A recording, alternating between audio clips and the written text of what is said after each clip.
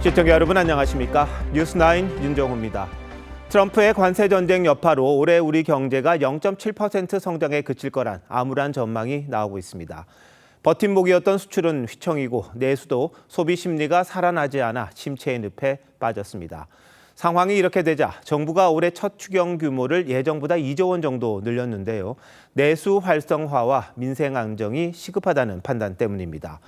추경은 편성도 중요하지만 적시적소에 사용하는 게 가장 필요하겠죠. 송병철 기자가 먼저 정리했습니다. 정부가 오늘 발표한 추경 규모는 12조 원. 당초 밝혔던 10조 원에서 2조 원 늘었습니다.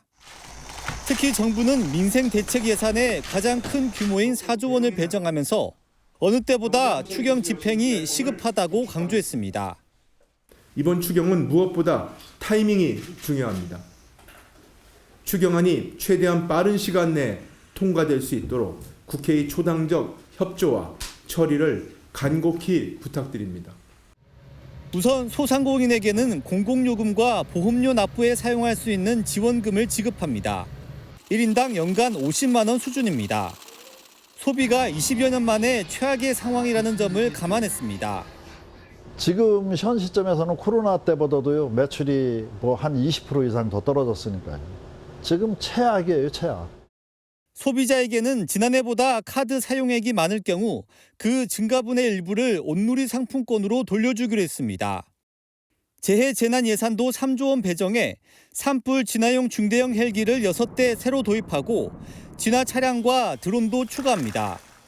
반도체 등 첨단 산업 지원에도 4조 원을 투입해 AI 연구에 필요한 고성능 그래픽 카드도 만장 확보하기로 했습니다. 지난해 사상 초유의 감액 예산안을 통과시켰던 민주당은 이제 와서 정부의 늑장 대응을 지적했습니다. 하는 총재도 15조에서 20조는 필요하다고 얘기했고 왜 이렇게 조심하는지 오늘 보니까 타이밍이 중요하다는 얘기도 했던데 이미 늦었잖아요.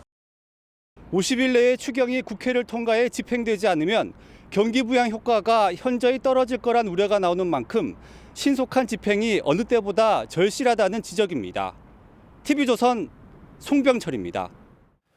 관세 전쟁의 직격탄을 맞을 수 있는 자동차나 반도체 산업에 대한 대비책 절실한 때입니다. 한덕수 대통령 권한대행이 오늘 기아차 광주 공장을 찾아 정부 지원을 약속했습니다. 호남 출신인 한 대행에 대한 대선 출마 요구가 나오는 상황에서 대통령 파면 후 첫 지방 일정을 광주로 정한 걸 두고도 해석이 다양합니다. 홍연주 기자입니다. 방탄차에서 내린 한덕수 권한대행이 강기정 광주시장과 악수를 나눕니다. 생산되는 차량의 35%가 미국으로 수출되는 기아차 광주 공장은 유예 기간이 끝나는 다음 달 2일 이후 본격적인 관세 부과가 시작될 경우 상당한 타격이 예상됩니다. 저희가 지금 받고 있는 관세 부담을 최소화하기 위해서 대미 협상에 최선의 노력을 기울이고 있습니다. 한 대행은 미 트럼프 대통령과의 통화를 통해 한미 협력을 강화했다고 성과를 강조한 뒤 적극적 대응을 약속했습니다. 또 자동차 R&D 예산을 대폭 확대하고 AI 프로젝트 등을 통해 기술 경쟁력 확보에 나서겠다고 말했습니다. 정부는 업계와 긴밀히 소통하면서 필요한 대책을 필요한 시기에 추가로 마련할 그러한 계획으로 있습니다. 지난 4일 대통령 파면 이후 한 대행이 지방 산업 현장을 공식 방문한 건 이번이 처음입니다. 총리실은 통상위기 대응 차원의 일정이라며 정치적 해석에 선을 긋고 있지만 호남 출신인 한 대행이 첫 지역 행보 장소로 광주를 선택한 건 대선 차출론과 무관치 않다는 시각도 있습니다. 한 대행은 당초 광주 한 전통시장에 1,000원짜리 백반식당을 찾아 격려할 예정이었는데 일부 지역단체의 반대 시위 움직임에 일정을 취소하고 대신 직원을 통해 손편지와 사비로 격려금을 전달했습니다. 정부의 대미 통상 협상에 대한 가시적 결과물이 나올 경우 한덕수 권한대행의 대선 출마 여부도 윤곽이 드러날 거란 전망이 나옵니다. TV조선 홍현주입니다. 이런 가운데 국민의힘 지도부가 한덕수 차출론을 더 이상 주장하지 말아달라고 당내에 요구했습니다. 이미 후보 경선에 돌입했고 경선 흥행에 도움이 안 된다고 판단한 건데 대선 주자들도 잇따라 한 대행 차출에 부정적인 반응을 내놓았습니다. 그래도 여전히 일부에서는 구체적인 수치까지 제시하며 출마 가능성을 말하고 있다는데 최민식 기자가 취재했습니다. 대선 후보 등록 마지막 날, 권성동 원내대표는 한덕수 권한대행에 대한 출마 언급을 자제해달라고 당부했습니다. 한덕수 권한대행은 국민의힘 경선에 출마하지 않습니다. 그러므로 추가적인 출마설 언급은 국민의힘 경선 흥행은 물론 권한대행으로서의 중요 업무 수행에도 도움이 되지 않습니다. 최근 당내에선 한 권한대행에 대한 차출론이 제기됐는데 경선 불참이 확실시되자 내부 단속에 나선 걸로 보입니다. 다만 한 권한대행의 무소속 출마를 포함한 추후 결정에 대해선 언급할 사안이 아니라고 했습니다. 경선에 참여한 후보들도 잇따라 한 대행 차출론에 불쾌감을 드러냈습니다. 경선하는 사람들 입장에서 볼 때는 조금 맥이 빠지는 것도 사실이죠. 기승전 용병론이죠. 우리 당에 늘 저는 우리 당이 개혁해야 된다고 생각합니다. 실체가 없는 것 아니란 반응도 나왔습니다. 몇몇 의원들이 이건 어떠냐라고 하면서 바람잡고 있는 거잖아요. 일종의 좀 거칠게 비유하자면 테마주 주가 조작 같은 거잖아요. 연일 한대행 출마 필요성을 강조하고 있는 성일종 의원은 한대행의 출마 가능성에 대해 90% 이상이라고 말했습니다. TV조선 최민식입니다. 국민의힘 대선 후보 경선에 모두 11명이 참여했습니다. 토론회와 여론조사를 거쳐 일주일 뒤 4명이 2차 경선에 올라가는데 4강 진출을 위한 신경전 벌써부터 치열합니다. 장윤정 기자입니다. 포문을 먼저 연 건 나경원 후보였습니다. 탄핵 반대를 주장했던 나 후보는 한동훈 후보가 탄핵을 선동했다며 한 후보만큼은 반드시 이겨야 한다고 날을 세웠습니다. 5년이 안 돼서 대통령이 그만두고 대선을 새로 하는 이런 국가적 낭비가 반복되고 있습니다. 한동훈 후보는 오히려 계엄을 옹호한 후보엔 반대한다고 역공을 폈습니다. 그러면서 2012년 박근혜 후보를 떨어뜨리기 위해 출마했다고 한 통합진보당 이정희 후보와 나 후보를 비교하며 통진당을 담지는 말자고 맞받았습니다. 일종의 작은 허물일 뿐이다. 대통령을 계속해도 되는 허물일 뿐이다라고 생각하는 것은 저는 승산이 없다고 봅니다. 두 사람은 지난해 당대표 경선 때도 패스트트랙 공소 취소 부탁 등을 놓고 충돌한 바 있습니다. 우연히 국회에서 마주친 두 사람은 미소와 함께 악수를 나눴지만 별다른 대화 없이 자리를 떴습니다. 안철수 후보 역시 한 후보를 겨냥했습니다. 한 후보는 이재명에게 가장 쉬운 상대라며 검사 출신의 한 후보 출마는 보수에 또 한 번의 패배를 안길 거라고 주장했습니다. 탄핵 찬성 입장을 보였던 두 사람의 지지층이 겹칠 수 있다는 점에서 견제에 나선 거란 해석입니다. 연이어서 검사 2기 정권을 뽑지는 않을 거라고 그렇게 생각합니다. 홍준표 후보는 경선 후보들에 대한 공세 대신 민주당 이재명 후보가 돼선 안 된다는 점을 강조하는 데 주력한다는 입장입니다. TV조선 장윤정입니다. 불출마를 선언한 오세훈 서울시장을 향해 국민의힘 주자들이 일제히 손을 내밀고 잡아주길 기대하고 있습니다. 가장 먼저 오 시장을 만난 건 홍준표 후보였는데요. 조금 전 비공개 만찬을 가졌습니다. 김문수, 나경원, 안철수 후보도 내일 잇따라 오 시장을 만날 예정입니다. 오 시장의 지지층을 흡수해보겠다는 의도겠죠. 후보들 움직임까지 박한솔 기자가 정리했습니다. 홍준표 후보가 출마 선언 이튿날 오세훈 서울시장과 저녁을 함께했습니다. 이 자리엔 오 시장 측 김병민 정무부 시장과 홍 후보 측 김대식 의원이 배석했습니다. 약자와 동행 이 부분에 대해서 심도 있게 의견을 나누고 이 공약으로 실천할 수 있도록 우리가 하겠다. 홍 후보는 앞서 자신의 소통 플랫폼 청년의 꿈에선 유승민 전 의원은 탁월한 경제 이론가라며 대통령이 되면 경제부총리로 기용하겠다는 뜻도 밝혔습니다. 각각 불출마와 경선 불참을 선언한 오 시장과 유 전 의원의 지지층 흡수를 노린 전략적 행보란 분석이 나옵니다. 오 시장은 지난 10일 불출마를 선언하면서 약자와의 동행을 핵심 어젠다로 내걸어달라고 당부한 바 있습니다. 김문수, 나경원, 안철수 후보도 내일 각각 오 시장을 만납니다. 서울 시내 여러 가지 있는 문제부터 정치적 현안까지 좋은 모임이 될 수 있도록 저도 노력을 하겠습니다. 다만 오 시장 측은 특정 후보를 지지할 생각은 없으며 누구든 요청이 오면 만날 계획이라고 했습니다. 정책 경쟁도 시작됐습니다. 김문수 후보는 청년 정책 발굴을, 홍준표 후보는 청와대 복귀와 공수처 폐지를 강조했습니다. 한동훈 후보는 AI 3대 강국, 국민소득 4만 달러, 중산층 70%의 347 비전을, 나경원 후보는 AI와 바이오 등 신산업 100조 투자를 약속했습니다. 국민의힘은 국민 여론조사를 위한 1차 경선 진출자를 내일 발표합니다. TV조선 박한솔입니다. 대장동 사건 재판에 출석한 민주당 이재명 후보는 공개 일정 없이 사전 녹화된 대담 영상만 공개했습니다. 누가 자신을 괴롭혔다고 보복을 한 적이 한 번도 없다며 해서도 안 된다고 말했습니다. 경선 후보 등록을 마친 김경수, 김동연 후보, 민생과 경제 관련 일정을 소화했습니다. 장세희 기자의 보도입니다. 유시민 작가 김용욱 한신대 석좌 교수와의 대담에서 이재명 후보는 일각에서 제기되는 정치 보복 우려를 일축했습니다. 살면서 보복을 해본 적이 없다며 그 에너지로 다른 걸 해야 한다고도 했습니다. 인생사에서요. 누가 저를 괴롭혔다고 보복한 일이 한 번도 없어요. 제가 성남시장 할 때도 경기도지사 할 때도 누구를 해코지 해가지고 내쫓은 일이 한 번도 없어요. 다만 계엄 사태 연루자에게 책임을 묻는 건 별개라고 했습니다. 이 후보는 또 수사와 기소를 완전히 분리하고 공수처 권한을 강화하는 검찰개혁 구상도 밝혔습니다. 저는 공수처를 대폭 강화할 생각이거든요. 그러니까 수사기관끼리도 서로 견제해야 돼요. 이 후보는 또 오직 국민께만 빚 좋은 덕분에 지금까지 검은 돈의 유혹을 받지 않고 정치할 수 있었다며 후원금 모금 시작을 알리는 글도 올렸습니다. 김동연 후보는 자동차 부품업계 관세 대응 간담회를 가진 뒤 광명 신안산선 붕괴 현장을 찾았습니다. 경제 문제에 있어서 가장 자신 있습니다.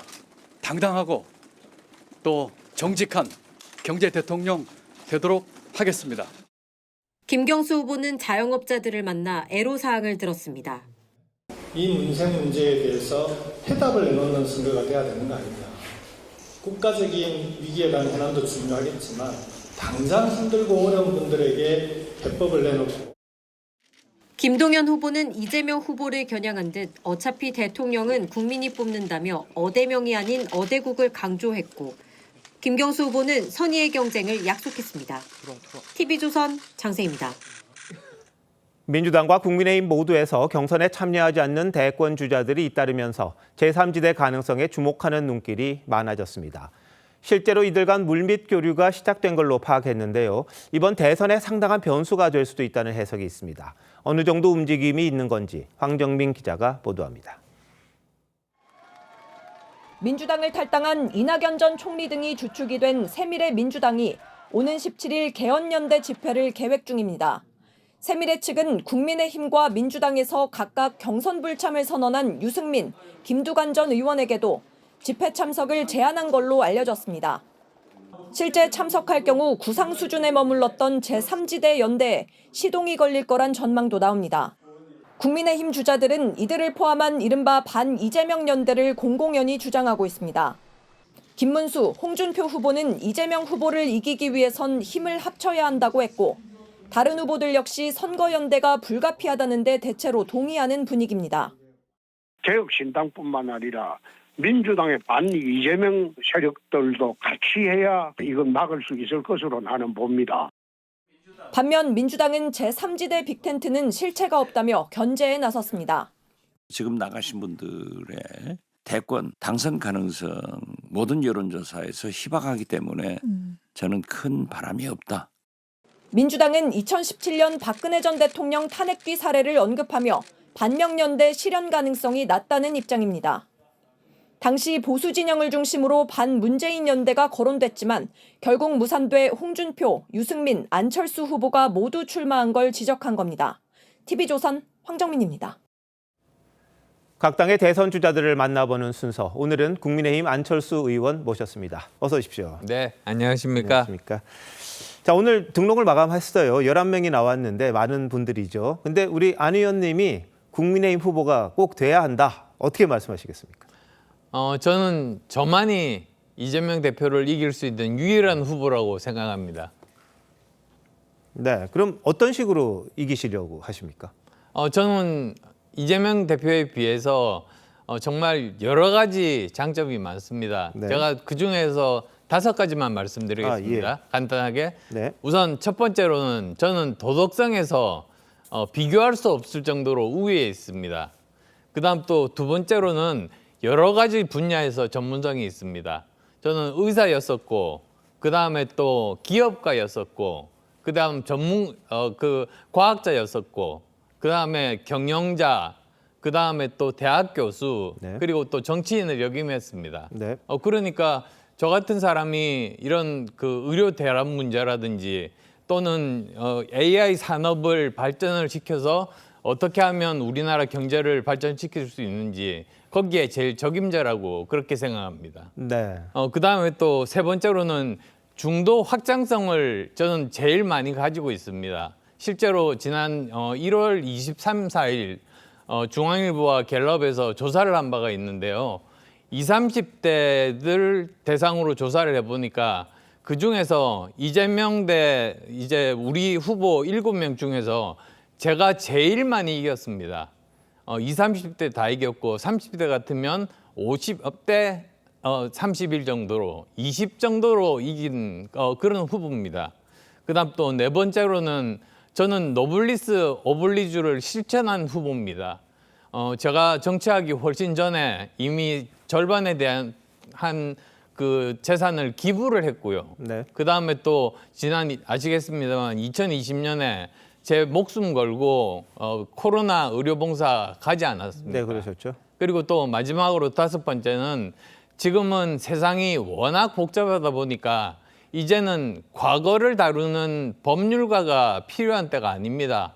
오히려 지금 상황을 타개할 사람은 네. 미래를 바라보는 사람, 즉 경영자와 과학자인데 제가 이 두 가지를 다 하고 있다는 그런 것이 큰 장점이겠습니다. 알겠습니다. 지금 후보님께서 말씀하신 그 여론조사 관련은 저희들이 그 확인을 해서 저희가 이 자료를 좀 보충하도록 하겠습니다. 지금 알겠습니다. 당장은 확인이 안 되니까 네. 말씀 다시 드리도록 하고요. 자, 그래서 그런지 이번 대선에서 AI, 인공지능을 가장 핵심적인 공약으로 내세우셨습니다. 근데 국민의힘뿐만이 아니라 뭐 이재명 대표도 마찬가지고 후보도 마찬가지고요. 다양한 AI 관련 공약을 내놓고 있는데 안철수 후보의 AI 공약은 남다릅니까? 예, 저는 완전히 다릅니다.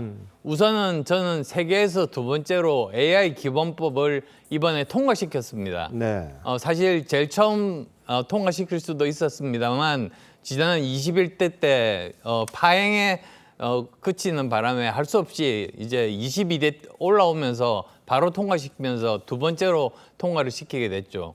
그리고 또 저는 직접 이런 사업을 직접 해보고 그리고 또 직원들 월급도 줘보고 네. 그리고 또 사업도 경제도 일으켰습니다. 그러니까 저같이 직접 실전을 해본 사람은 저밖에 없다는 말씀 드립니다. 네. 자, 그게 차별적이라는 말씀이시고. 자, 그런데 이제 이재명 후보와의 경쟁력은 뭐 충분히 말씀하신 것 같은데요. 일단 당내 경선을 통과하셔야 되잖아요. 예. 근데 중도 확장성을 말씀하셨는데 이거는 실제적으로 지금 당내 경선이 좀 당원이라든지 무당파라든지 이런 분들이 지금 하게 돼 있단 말이죠. 예. 그 부분에 대해서는 어떤 식으로 좀 경선의 관문을 넘으실 생각이십니까?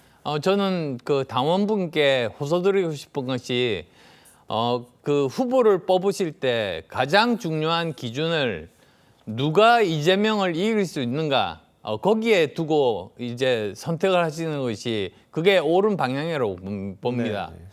단순히 그냥 본인이 어떤 의미에서 좋아하는 후보만 이렇게 뽑다 보면 표가 분산이 돼서 네. 그분들이 가장 원하지 않는 이재명 대표가 대통령이 되는 그런 일이 생깁니다. 그건 막아야 되지 않겠습니까? 네. 자, 근데 탄핵과 관련해서도요. 이거 정리를 한번 하고 가야 될 부분은 있습니다. 우리 안철수 후보님께서는 탄핵에 대해서도 찬성하는 입장을 보이셨거든요. 예. 근데 당내에는 여전히 뭐 계엄은 잘못했지만 탄핵까지 했어야 되냐 이런 목소리도 있습니다. 이분들을 하나로 묶어낼 보관은 있으십니까? 네, 그것도 역시 마찬가지로 이재명을 이기기 위해서입니다. 무슨 뜻이냐면 지금 현재 여러 가지 여론조사를 보면 60% 정도 국민들이 탄핵에 찬성하고 계십니다. 즉 이번에는 탄핵에 찬성한 사람이 결국은 대통령이 되는 그런 구조로 되어 있습니다. 그래서 우리 당원들도 어떤 사람이 이번에 탄핵에 찬성한 사람인가? 결국은 접니다. 그리고 또 그렇게 해야만이 우리가 이 대선에서 이길 수 있는 그런 가능성이 있다. 이렇게 말씀드립니다. 네. 그런데 앞서도 이제 리포트에서 보셨는데 안 후보께서 이제 다른 후보보다 유독 한동훈 후보를 견제한다는 그런 느낌이 좀 있거든요. 그게 사실은 탄핵과 관련된 입장이라든지 아니면 중도 확장성이라든지 좀 겹치는 부분 때문에 그러신 겁니까? 어떻습니까? 꼭 그렇지는 않습니다. 네. 제가 말씀드리는 부분은 정치 경험이 부족했던 검사 출신의 대통령께서 실패하셨지 않습니까?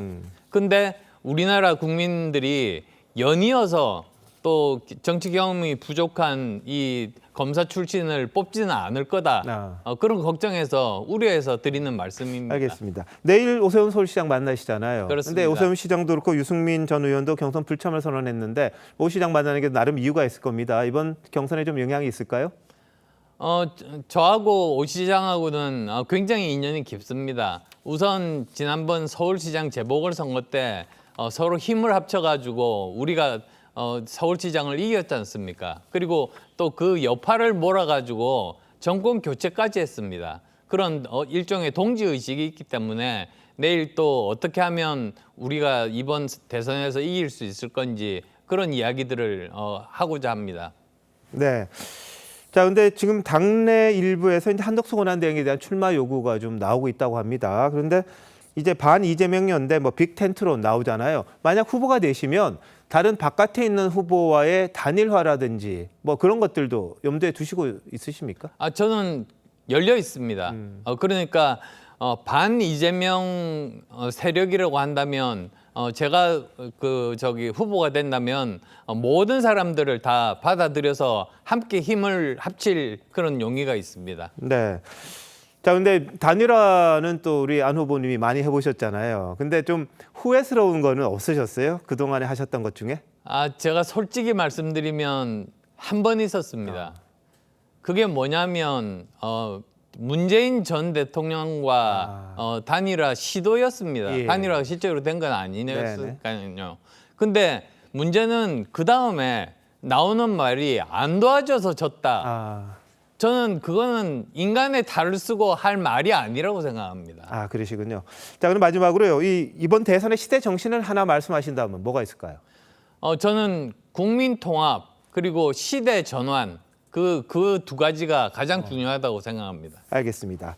자, 아까 이제 안 후보님 말씀하셨던 그 여론조사 일부는 오차 범위 내에 있기 때문에 이게 앞섰다 이런 말씀을 쓰시기가 조금 애매한 게 있습니다. 저희들이 정리해서 다시 한번 그 홈페이지에는 올리도록 하겠습니다. 예. 네, 안 후보님 여기까지 듣겠습니다. 고맙습니다.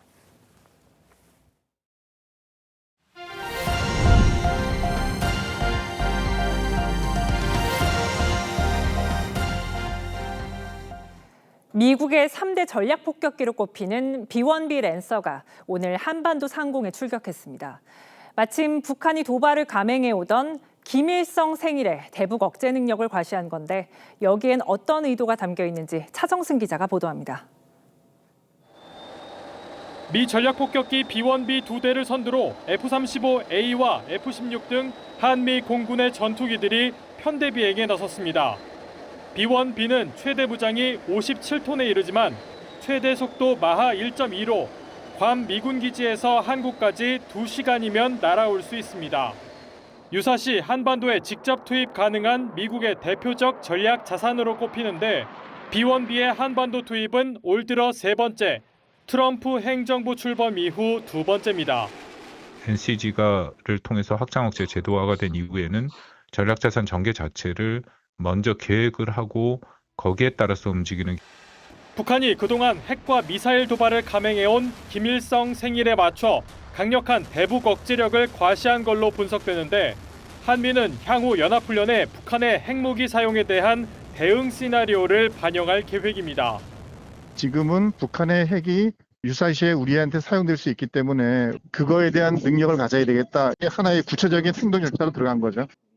브런슨 주한 미군 사령관은 미 의회 청문회에서 새로운 전투준비 태세에서 중요한 진전을 이뤘다며 새 연합작전 계획에 서명한 사실도 공개했습니다. TV조선 차정승입니다. 북한이 계엄 사태까지 이용해 대규모 해킹 작전을 벌였습니다. 우리 외교국방 전문가 등에게 계엄 문건 공개라는 해킹 메일을 12만 번 넘게 보냈습니다. 야당 중진 의원이 보낸 것처럼 사칭하는 치밀함도 보였습니다. 조윤정 기자입니다. 방첩사가 작성한 계엄 문건 공개란 파일이 첨부된 이메일입니다. 파일을 누르면 개인정보를 빼가는 악성 프로그램이 PC에 깔립니다. 오늘의 운세, 세금 환급, 건강정보 등 솔깃한 이메일들. 아이디와 비밀번호를 요구하는 사이트로 연결되는데 입력했다가는 그대로 정보가 새나갑니다. 지난해 11월부터 2달 동안 주로 외교, 국방, 통일 분야 전문가와 종사자 등 17,000여 명이 12만 번 넘게 받았습니다. 경찰 수사 결과 모두 북한 해킹 조직 소행으로 드러났습니다.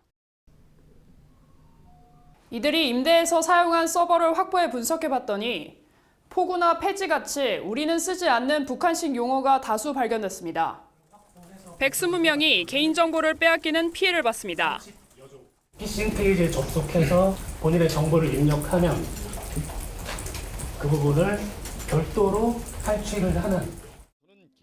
과거 북한 해커들은 김정은 신년사 등의 해킹 메일로 공직자나 언론인 등을 노렸는데 이제 광고성 메일로 전문가뿐 아니라 일반인까지 무차별 공격하는 식으로 바뀌었습니다. 경찰은 라자루스와 김숙희 등 기존에 알려진 것과 다른 새로운 북한 해킹 조직의 소행으로 보고 있습니다. 피해를 당하지 않으려면 출처가 불분명한 메일은 열어보지 말아야 합니다. TV조선 조윤정입니다. 북한 노동자들이 러시아 건설 현장에서 일하고 있는 모습이 영상이 공개됐습니다. 노동자들이 개를 잡아먹는다는 소문이 돌자 현지 당국이 해명하는 영상을 찍은 겁니다. 하지만 북한이 해외 노동으로 소득을 얻는 건 명백한 유엔 안보리 결의 위반입니다. 최윤정 기자입니다. 러시아 블라디보스토크의 건설 현장입니다. 시 당국 관계자가 현장을 소개하는 영상을 찍었는데 아시아인의 모습이 보입니다. 이 당국자는 한국 근로자들이 공식적으로 일하고 있다며 빨간 음식은 피가 아니라 김치라고 설명합니다. Здесь работают на стройке корейцы, работают официально. Вот она эта кастрюля, в кастрюле никакая не кровь, это просто kimchi. 이들은 한국인이 아닌 북한 노동자들이라고 미국 북한 전문 매체가 보도했습니다. 북한 노동자들이 개를 학대하고 심지어 먹기도 한다는 신고가 접수되자 현지 당국이 소문을 잠재우기 위해 경비견이라고 해명하는 영상을 촬영해 공개한 겁니다. Острая. Собаки здесь 3 штуки живут, и их привязывают со слов прорабов, со слов работников русских. 문제는 북한 노동자 고용은 유엔 안보리 제재 위반이라는 점입니다. 안보리 결의는 북한 노동자가 해외에서 소득을 얻는 것을 금지하고 모든 회원국이 2019년 말까지 북한 노동자를 본국으로 송환하도록 명령하고 있습니다. 숨길 생각조차 안 하는 거죠. 러시아 우크라이나 전쟁에서 북한이 그만큼의 협력을 하고 있는 것에 대한 일종의 보상이기도 하고요. 전문가들은 러시아가 북한 노동자의 존재를 이례적으로 공개한 건 대북 제재를 무시하는 증거일 뿐 아니라 고의성도 배제할 수 없다고 지적합니다. TV조선 최윤정입니다. 민주당 이재명 전 대표가 대선 출마 선언 후 처음으로 대장동 재판에 나왔습니다. 대선 일정이 한창일 다음 달에도 재판은 2번 열릴 예정인데 이 전 대표는 재판에 출석할지를 묻는 취재진 질문에 답하지 않았습니다. 한지은 기자입니다. 차에서 내린 이재명 전 대표가 법정으로 향합니다. 대선 출마 선언 뒤 처음으로 대장동 재판에 출석한 겁니다. 대선 출마 선언이 첫 재판인데 한 말씀 부탁드립니다. 오늘 재판에선 재판부 교체 전에 이뤄진 증언 등을 재확인하는 갱신 절차가 이어졌습니다. 재판 말미 검찰은 갱신 절차가 지연되고 있다며 4월 말까지는 마무리하자고 제안했습니다. 하지만 이 전 대표 변호인단은 말할 게 많은데 검찰이 시간을 대폭 줄이자고 한다며 지금도 거의 제대로 말을 못하고 있다고 반발했습니다. 대선을 앞두고 재판 일정을 놓고도 양측의 신경전이 벌어졌습니다. 재판부는 5월 13, 27일에 재판을 잡아놓은 상태인데 검찰은 23일에도 추가로 기일을 잡자고 요청했습니다. 이 전 대표 측은 선거 1, 2주 전이라 예정에 없던 일정을 넣으면 많은 애로가 있다고 맞섰습니다. 앞서 지난 8일 이 전 대표 측은 대선 직전인 다음 달 27일 출석이 어렵다고 했지만 재판부는 일정을 바꾸지 않은 상태입니다. TV조선 한지은입니다. 경기도 용인의 한 아파트에서 일가족 5명이 숨진 채 발견됐습니다. 경찰은 가장인 50대 남성이 사업 실패를 이유로 범행을 저지른 걸로 보고 있습니다. 김준석 기자가 취재했습니다. 경찰과 구급 차량들이 아파트 단지를 분주하게 오갑니다. 오늘 오전 9시 55분쯤 이 아파트에서 80대 부모와 50대 아내, 10대와 20대 딸 등 5명이 숨진 채 발견됐습니다. 연락을 받고 소인종을 누르고 인터폰을 하고 이제 연락을 취했거든요. 그 뒤에 해가지고 서강대원이고 경찰 차고 계속 들어가서 빠르로 해가지고. 숨진 가족들의 몸에서는 타살 흔적이 발견됐습니다. 또 집안에서는 죽음을 의미하는 극단적인 내용과 사업 실패를 비관하는 내용의 메모가 나왔습니다. 하지만 유서를 쓴 걸로 보이는 50대 가장은 집에 없었습니다. 경찰은 남성이 이곳에서 일가족을 살해한 뒤 광주로 달아난 것으로 보고 있습니다. 경찰은 오전 11시 10분쯤 광주의 한 빌라에서 남성을 발견했는데 주중에 혼자 거주하던 곳입니다. 발견 당시 남성은 약물을 복용해 의식이 불분명한 상태였습니다. 아직 좀 건강이 양호하지 않습니다. 네, 그래서 저희도 지금 진술을 들을 수가 없는 상태여가지고요. 경찰은 남성을 병원으로 옮겨 치료한 뒤 살인 혐의로 체포해 용인으로 압송했습니다. TV조선 김준석입니다. 제주공항에서 이륙을 준비하던 항공기에서 한 승객이 갑자기 비상문을 여는 일이 있었습니다. 이 때문에 200여 명의 발이 묶였는데 이 승객은 답답해서 그랬다고 경찰에 진술했습니다. 김태준 기자입니다. 제주공항 한가운데 비행기가 멈춰 있습니다. 열린 문으로 내려진 탈출용 미끄럼틀이 바람에 펄럭입니다. 기내에서는 승객들이 자리에 앉아 초조하게 기다립니다. 대테러 조사단, 경찰단 등의 관계기관 조사가 필요한 상황입니다. 모든 조사가 끝날 때까지 기내에서 대기하셔야 함을 알려드립니다. 오늘 오전 8시 10분 에어서울 항공기에 탑승한 30대 여성 승객이 갑자기 비상문을 강제로 열었습니다. 당시 비행기는 김포로 가려고 이륙하기 위해 유도로를 따라 이동하고 있었습니다. 여성 승객은 복도 쪽 9번 좌석에 앉아 있었는데 갑자기 항공기 앞쪽으로 달려가 비상문을 개방했습니다. 비명도 누가 지르고 좀 승무원들이 급하게 막 승객들 제지하는 그런 상황이었고요. 뭔가 누가 말릴 새도 없었던 것 같아요. 승객은 현장에서 체포됐는데 경찰 조사에서 답답해서 문을 열었다는 취지로 진술했습니다. 폐쇄공포증도 있다는 것 같더라고요. 조신 건강이 조금 미약한 것 같더라고요. 승객 202명은 비행기 정비로 약 7시간 늦게 목적지인 김포에 도착했습니다. 비상문을 강제 개방할 경우 항공보안법에 따라 10년 이하의 징역형에 처해집니다. TV조선 김태준입니다. 오늘도 서울과 광주 등 전국 곳곳에서 땅꺼짐 현상이 발생했습니다. 시민들의 불안과 공포가 커지는 가운데 지자체들은 뒤늦게나마 비상 대응에 나서고 있습니다. 이낙원 기자입니다. 작업자들이 차량을 통제하고 도로 한쪽에서 재포장 작업을 합니다. 오늘 아침 8시쯤 순찰 중이던 서울 중랑구청 치수과 직원이 아파트 단지 앞에서 땅꺼짐 현상을 발견했습니다. 폭 40cm, 깊이 1m로 작은 규모지만 주민들은 불안해하고 있습니다. 뉴스를 보니까 완전히 오토바이 같은 거 막 빠져 들어가고 쳐도 들어가는데 안 눌릴 수가 있으니까 자라보고 놀란 거는 소또 공부고도 놀랜다. 오늘 새벽 광주 동구의 한 도시철도 공사장 인근에서도 폭 90cm, 깊이 1.7m짜리 땅꺼짐이 발견됐습니다. 북포해가지고 덜커덩 차가 가면서 그런 경험이 있었어요. 조심해야겠다 생각을 항상 하고 있죠. 도로 균열이나 아스팔트 포장이 일부 뜯어진 곳까지 시민들의 땅꺼짐 의심 신고가 잇따르는 상황입니다. 땅꺼짐 공포가 확산되자 서울시는 지하 공간 탐사에 나섰습니다. 특수레이더가 설치된 이 차량에선 이렇게 지표면 아래 빈 공간이 있는지를 확인할 수 있습니다. 이달 말까지 먼저 지하 공사 구간 50곳 조사를 마칠 예정입니다. 동그랗게 나오는 것들은 뭔가요, 이게? 매놀 신호가 철이라서 반사돼서 나오는 신호입니다. 부산시도 특별전담팀을 구성하는 등 전국 지자체들이 땅 꺼짐 비상 대응에 나서고 있습니다. TV조선 이낙원입니다. 최근 유튜브나 가상화폐 투자로 단기간에 돈을 번 젊은 부자, 이른바 영리치가 늘고 있습니다. 이들이 수십억 원이 넘는 초고가 주택을 대출 없이 현금으로 사들이면서 부동산 큰 손으로 떠오르고 있습니다. 이유경 기자입니다. 한강이 바로 보이는 서울 잠원동의 한 고급 아파트. 배우 하정우가 살던 집인데 지난해 8월 33살 남성이 대출 없이 현금 50억 원에 샀다는 사실이 최근 알려졌습니다. 구매자는 아이돌 그룹 샤이니의 멤버 민호였습니다. 지난해 10월에는 20대 가상화폐 투자자가 서울 서초구에 63억 원짜리 신축 아파트를 현금을 다 주고 사서 화제가 됐습니다.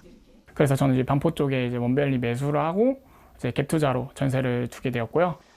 또 지난 2월에는 서울 용산구의 한 고급 아파트를 30살 남성이 102억 원에 구입했습니다. 20, 30대 젊은 부자들이 이런 초고가 주택을 대출 없이 전액 현금으로 사들이면서 부동산 시장에 큰 손으로 등장했습니다. 전문가들은 젊은 세대들이 부동산에 관심이 많아지면서 자금력 있는 젊은 부자들이 고가 주택 투자에 적극적으로 나서고 있다고 분석합니다. 결국 믿을 건 부동산이라는 부동산 불패 신화가 한몫하고 있다는 겁니다. 가상화폐 투자를 또 주식 투자를 해서 돈을 벌면은 이 돈에 이제 묻어둘 때가 이제 종착지는 이제 부동산으로 내 집 마련을 잘 해놓자라는 거죠. 주로 2030 세대들을 대상으로 강의하는 한 유튜브 채널은 최근 서울 강남의 8층짜리 빌딩을 340억 원 전액 현금으로 마련했습니다. TV조선 이유경입니다. 손바닥 뒤집듯 변하는 미국의 관세 정책으로 전 세계가 혼란스럽습니다. 우리 정부도 문제를 해결하기 위해 다음 주 본격적인 관세 협상을 미국과 시작합니다. 미국이 최선의 제안을 가져오라고 한 상황인데 어떤 카드를 내놓는 게 가장 전략적일지 고민이 깊습니다. 유혜림 기자가 알아봤습니다. 미국이 우리나라를 비롯한 우방국들과 본격적인 관세 협상에 나섰습니다. 스콧 베선트 미 재무장관은 지난주에는 베트남, 수요일에는 일본, 다음 주에는 한국과의 협상이 있다며 가장 먼저 협상을 타결하는 나라가 최고의 합의를 하게 된다고 밝혔습니다. 우리나라를 비롯해 영국, 호주, 인도, 일본 등 5개 국가가 최우선 협상 대상인데 각 나라에 최선의 제안을 가져오라고 말했다며 무엇을 들고 왔는지 보고 협상을 시작하겠다고 덧붙였습니다. 안덕근 산업부 장관을 중심으로 한 우리 정부 협상단은 다음 주 미국과 관세 조정 협상에 들어갑니다. 방산 조선 분야 협력과 비관세 장벽 완화 등을 이른바 패키지 딜로 내놓을 예정인데 미국이 원하는 알래스카 가스전 개발 사업에 대해서는 방미 전 화상회의로 우선 논의합니다. 국익 차원에서 최대한 협상을 하고 또 그런 나머지 부분들은 또 새 정부가 출범을 하면 마무리하는 게 어떨까. 협상 창구는 마련됐지만 품목별 관세를 둘러싼 혼란은 여전합니다. 예외는 없다며 자동차 산업에 25%의 관세를 부과한 트럼프 대통령은 말을 바꿔 유예하는 방안을 검토하겠다고 밝혔습니다. I'm looking at something to help some of the car companies where they're switching to parts that were made in Canada, Mexico, and other places, and they need a little bit of time. 반면 반도체와 의약품에 대해서는 관세 부과를 위한 사전 조사에 들어갔습니다. TV조선 유혜림입니다. 한미 간 관세 협상이 보신 것처럼 급물살을 타고 있는데 미국이 우리나라를 이스라엘, 인도, 파키스탄 등이 올라 있는 민감 국가 리스트에 올렸고 오늘 공식적으로 효력을 발생했습니다. 우리 정부가 그렇게 해제하도록 노력했는데도 이렇게 지정한 속내, 임유진 기자가 취재했습니다. 우리나라가 미국 에너지부의 민감 국가 리스트에 올랐습니다. 미 에너지부는 지난 1월 과거 에너지부 산하 연구소에서 발생한 보안 사고를 이유로 우리나라를 민감 국가 리스트에 추가했고 우리 시각으로 오늘 오후 1시 공식 발효했습니다. 민감 국가 지정으로 우리 연구자들은 에너지부 산하 연구소를 방문할 경우 최소 45일 전 관련 자료를 제출하고 승인받아야 합니다. 미국 에너지부 직원이나 연구자가 우리나라를 방문할 때도 추가 보안 절차가 적용됩니다.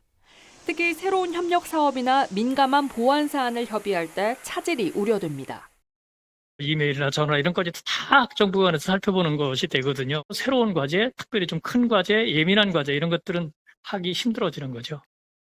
미 에너지부는 산하 17개 국립연구소를 통해 인공지능과 원자력, 양자 컴퓨팅 등 첨단 과학 연구를 수행하고 있어서 과학 분야에서 중요한 협력 대상 중 하나입니다. 지난달부터 지정 해제를 위해 미국과 협의해온 우리 정부는 해제까지는 시간이 걸릴 걸로 보고 있습니다. 민감 국가 지정 해제는 미측 내부 절차에 따라 진행되는 것으로 좀 더 시간이 필요할 것으로 보입니다. 일각에서는 트럼프 정부가 민감 국가 해제를 관세 협상 카드 중 하나로 활용할 수 있다는 우려도 나옵니다. TV조선 임유진입니다.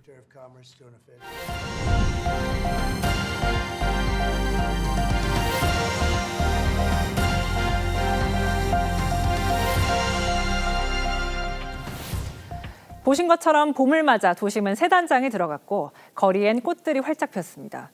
그런데 봄꽃이 반갑지 않은 분들도 있습니다. 바로 꽃가루 알레르기를 겪는 분들인데 기상청이 우리 동네 꽃가루 날림 상황을 알려주는 꽃가루 달력을 발간했습니다. 송민선 기자입니다. 화창한 날씨 속 산책을 즐기는 시민들이 늘었습니다. 봄꽃은 반갑지만 불청객을 데리고 오니 바로 꽃가루입니다. 제가 또 꽃가루 알러지가 있는데 그래서 이번 봄에도 좀 알러지가 좀 심하게 오지 않을까 좀 많이 걱정이 됩니다. 기상청이 꽃가루를 예측할 수 있는 달력을 6년 만에 내놨습니다. 서울, 부산, 광주 등 8개 도시에서 자작나무, 참나무 등 대표적인 알레르기 유발 식물 13종의 꽃가루 날림 수준을 4단계 정도로 나눠 소개했습니다. 기후 변화에 따라 꽃가루 날림 시기에도 변화가 생겼습니다. 이 소나무 같은 수목류의 경우 꽃가루 날리는 시기가 과거보다 3일 정도 빨라진 것으로 나타났습니다. 지역별로는 제주 7일, 중부 지역 평균 5일, 남부 지역은 1일 빨라졌습니다. 대신 꽃가루 지속 기간은 4일가량 감소했습니다. 흔히 보이는 수목류의 꽃가루로 인한 알레르기 증상이 과거보다 더 빨리 나타날 수 있습니다. 꽃가루 달력을 참고하면 일정 조정이나 예방에 도움이 됩니다. 기상청은 도심에서 흔한 은행나무 등은 꽃가루 날림 기간이 줄었지만 농도는 짙어져 주의가 필요하다고 당부했습니다. TV조선 송미선입니다. 미국과 관세 전쟁 중인 중국이 반미 전선을 강화하고 있습니다. 시진핑 주석이 올해 첫 해외 순방으로 동남아시아를 선택하면서 우군 확보에 나섰습니다. 자국 항공사들에게 미국 보잉사 항공기를 받지 말라는 명령도 내렸습니다. 변재영 기자입니다. 베트남 국빈 방문 기간 협력을 강조한 시진핑 중국 주석. 我选择越南作为今年首次出访的首站，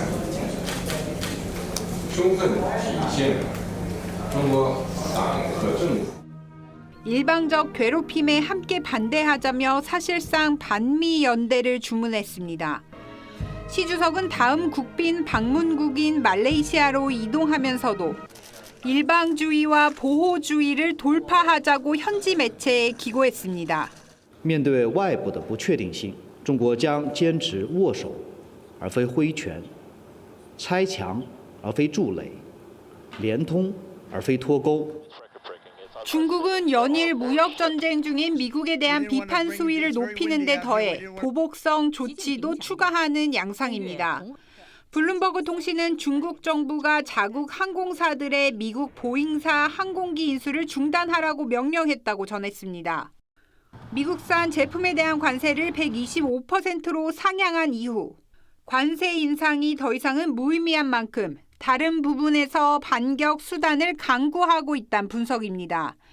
실제 중국 당국은 지난 2월 열린 하얼빈 동계 아시안 게임을 겨냥해 사이버 공격을 했다며 미국 국가안보국 소속 3명에 대한 지명 수배를 내렸습니다. 중국이 용의자를 검거하기도 전에 언론에 공개하는 건 이례적인데 미중 관계 악화가 반영된 것이란 분석이 나옵니다. TV조선 변재영입니다. 미국 하버드 대학교가 트럼프 정부의 반기를 들었습니다. 학내 반이스라엘 움직임을 차단하라는 요구를 받자 대학의 자율성이 더 중요하다며 대학들 중 처음으로 맞선 겁니다. 트럼프 정부는 바로 하버드대 보조금 지원을 끊었습니다. 김자민 기자입니다. 학생들이 캠퍼스에 모여 반전 구호를 외칩니다. We are people that are campaigning for a particular cause, and that cause being the cause of the Palestinians. 트럼프 정부는 이런 움직임이 유대인 차별이라며 대학들의 시정 조치를 요구했는데 하버드 대학이 처음으로 반기를 들었습니다. 앨런 가버 총장은 우리 대학은 독립성이나 헌법상 보장된 권리를 놓고 협상하지 않을 것이라고 선을 그었습니다. 정부가 사립대학에 지시할 권한이 없다며 굴복하지 않겠다는 입장을 분명히 한 겁니다. 정부가 요구한 9가지 조치는 마스크 전면 금지, 다양성 프로그램 폐지, 입학 규정 변경 등을 담고 있습니다. This is a clear, unquestionable violation of First Amendment rights.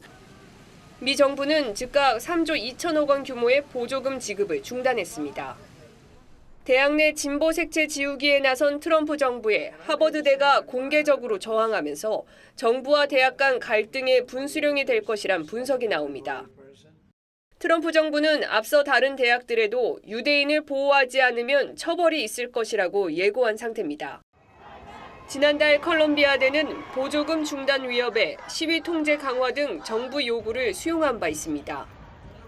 최근엔 시위에 참여했던 이유로 유학생 체포와 추방 시도도 잇따르면서 한 달 새 비자가 취소되거나 연방정부 기록이 말소된 유학생과 학자들이 1,000명에 달하는 것으로 조사됐습니다. TV조선 김자민입니다. 프로야구 LG의 염경엽 감독이 일명 배치기 항의와 욕설 논란으로 KBO 징계를 받았습니다. 프로야구가 1,000만 관중 시대를 맞으면서 성숙한 경기 문화를 요구하는 목소리도 커지고 있습니다. 이다솜 기자입니다. LG와 두산의 맞대결이 열린 지난 11일 잠실야구장. 5회 LG 이주헌의 강습 타구가 3루수 강승호의 글러브에 맞고 떨어집니다. 3루심은 페어를 선언했는데 1루에 있던 주자 문성주가 2루 베이스가 아닌 귀루를 선택해 아웃됩니다. 문제는 이후였습니다. LG 염경엽 감독이 판정에 항의하는 과정에서 감정이 격해집니다. 결국 퇴장 선언이 나오고 흥분한 염 감독은 배치기까지 하며 분노를 표출했습니다. 덕아웃에서도 화는 사그라들지 않았고 이 모든 과정은 중계 화면을 통해 고스란히 전달됐습니다. KBO는 오늘 상벌위원회를 열고 욕설 등의 이유로 염 감독에게 제재금 200만 원의 징계를 내렸습니다.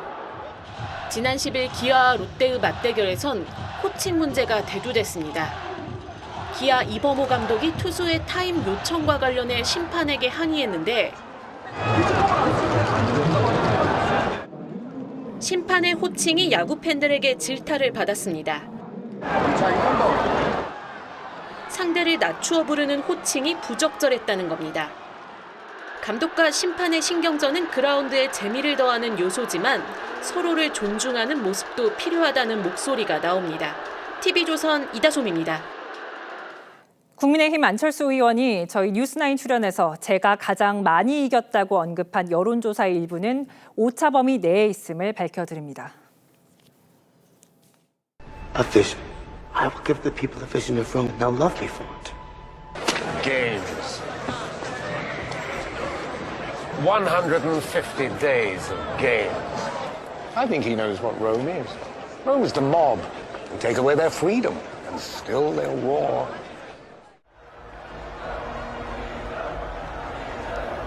로마 황제들이 권력을 유지한 방법 단순했습니다. 빵과 오락만 제공하면 됐죠. 그 결과 로마가 군중에 지배되자 위대한 로마 제국도 멸망했습니다. 조기 대선의 막이 오르며 정당들의 포퓰리즘 공세도 거세지고 있습니다. 국민의힘은 주 4.5일 근무제를 대선 공약으로 추진하겠다고 밝혔습니다. 시대의 흐름과 산업의 다양성을 반영하지 못하는 획일적인 제도로서 유연한 근로문화 구축의 걸림돌이 되고 있습니다. 민주당은 말뿐인 사탕발림으로 국민을 우롱하지 말라고 비판했지만 이재명 후보도 주 4일제를 제안한 바 있습니다. AI로 상징되는 첨단 기술 시대는 노동시간 단축으로 이어져야 합니다. 장시간의 억지 노동은 전혀 어울리지 않습니다. 국민의힘은 당시 비판적이었습니다. 하지만 대선이 다가오자 기업이나 자영업자보다 더 큰 근로자들의 표를 의식해 근로시간 단축 경쟁을 벌이는 건 아닌지요. 근무시간 단축은 생산성이 뒷받침되거나 노동 강도가 집약적일 때만 가능합니다. 외국에 비해 근무시간이 길다지만 내용적으로 정말 그런지 한번 따져봐야 합니다.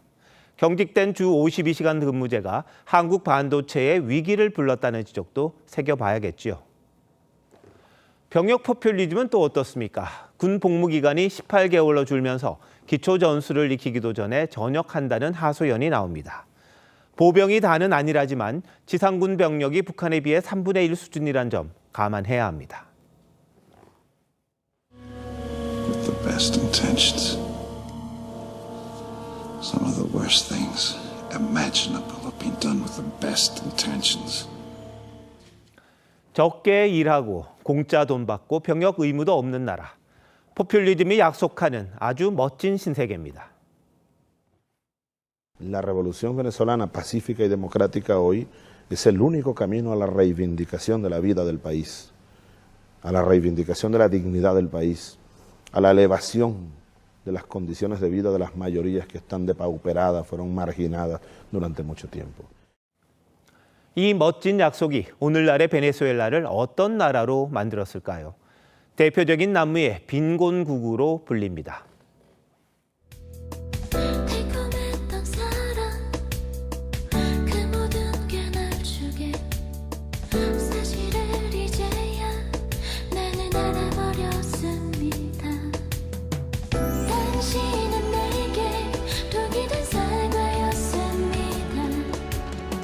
(4월 15일) 윤정호의 앵커 칼럼 독이 든 포퓰리즘이었습니다.